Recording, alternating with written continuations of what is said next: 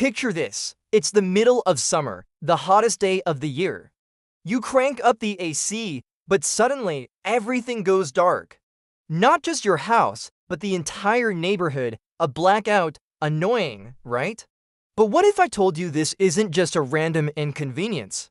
It's a warning sign of a much bigger problem, a silent crisis brewing in America's power grid. For decades, we've taken electricity for granted. Flip a switch and the lights come on. It's been the invisible backbone of our modern lives.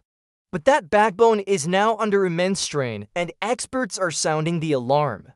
They're warning that we're hurtling towards a future of more frequent, longer, and more widespread blackouts. The question is no longer if a major power crisis will happen, but when.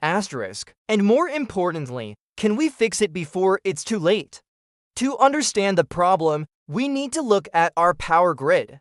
It's a sprawling, complex marvel of engineering, but much of it is old, really old. Some parts were built over a century ago, designed for a world without supercomputers, electric vehicles, or sprawling data centers. Think of it like trying to run the latest video games on a computer from the 90s. It's just not built for the demand we're placing on it today. And that demand is exploding. We're electrifying everything. We're switching from gas cars to EVs. We're building massive data centers to power our digital lives and the AI revolution.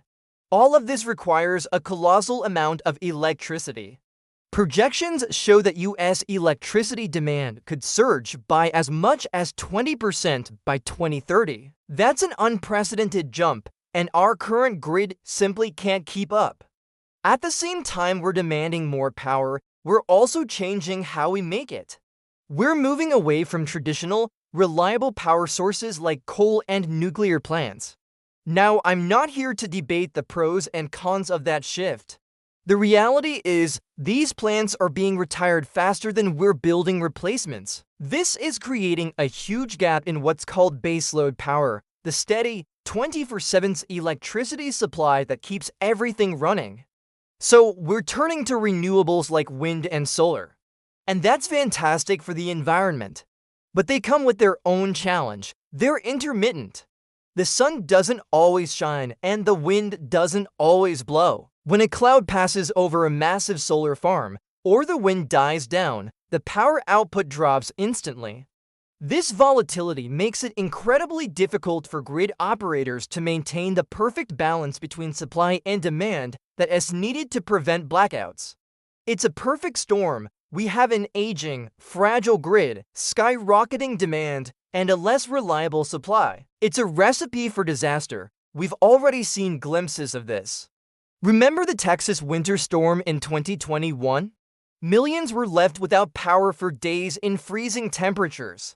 Or the rolling blackouts in California during heat waves. These aren't isolated incidents. They are previews of what could become the new normal across the country. The consequences of a widespread grid failure are terrifying. It's not just about the lights going out. It means no refrigeration for food and medicine, no communication systems. Hospitals running on backup generators that can fail. No clean water being pumped to our homes, no financial transactions. Society as we know it would grind to a halt. It's a scenario that keeps national security experts up at night. So are we doomed? Is this an unsolvable problem? Not necessarily. But the solutions aren't easy, and they require a massive, nationwide effort. It's not just about building more stuff, it's about building smarter. First, we need to upgrade and expand our transmission infrastructure. We need more high-voltage power lines to move electricity from where it's generated, like windy plains or sunny deserts, to the cities where it's needed. But building new transmission lines is notoriously difficult. It can take a decade or more to get a single project approved due to regulations and local opposition. We need to streamline this process, cutting through the red tape while still protecting landowners and the environment. Second, we need to get serious about energy storage. This is the key to unlocking the full potential of renewables. We need massive batteries and other storage technologies that can soak up excess solar into wind power and then release it when the grid needs it most. Think of them as giant power banks for the entire country. The technology is improving rapidly, but we need to deploy it at a scale we've never seen before. Third, we have to embrace a diverse energy mix. Relying too heavily on any single source is risky. While we build out renewables, we need to keep our existing, reliable power plants running. This includes nuclear power. Nuclear plants are a source of clean, carbon-free baseload power that operates 24/7, regardless of the weather. Many countries are reinvesting in nuclear, and it's a conversation we desperately need to have in America. Advanced nuclear technologies, like small modular reactors, promise to be safer and more flexible than their predecessors. Finally, we need to manage demand better. This is where technology like smart grids and smart home devices comes in. Imagine your utility company could pay you to use less electricity during peak hours, automatically adjusting your thermostat or delaying your EV charging by an hour.